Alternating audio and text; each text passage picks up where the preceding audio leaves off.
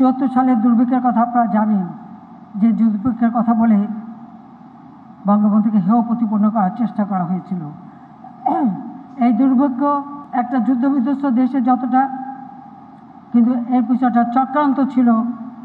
নগদ অর্থ দিয়ে কেনা খাদ্যের জাহাজ কিন্তু আসতে দেয়নি, কাজে এইভাবেই সৃষ্টি করা হয়েছিল।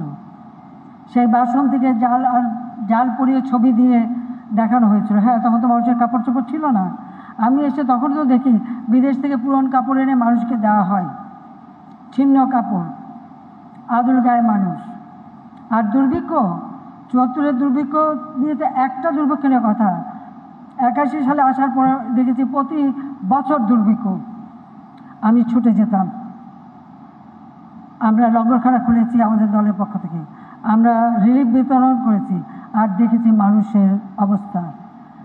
সারি সারি মানুষ, গায়ে হাড় আর চামড়া, কোনো মাংস নেই, মনে হচ্ছে জীবন্ত কঙ্কালগুলি হেঁটে বেড়াচ্ছে।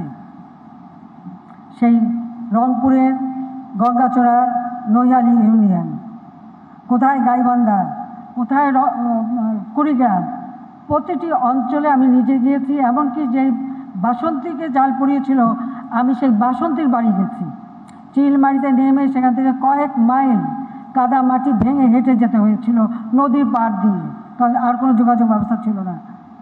আমি কেন গিয়েছিলাম দেখতে যে আমার বাবার রক্ত নিয়ে বাসন্তীদের জীবন মান উন্নত হয়েছে কি না, বা তাদের ভাগ্যের পরিবর্তন হয়েছে কি না, সেটাই আমি দেখতে চেয়েছিলাম।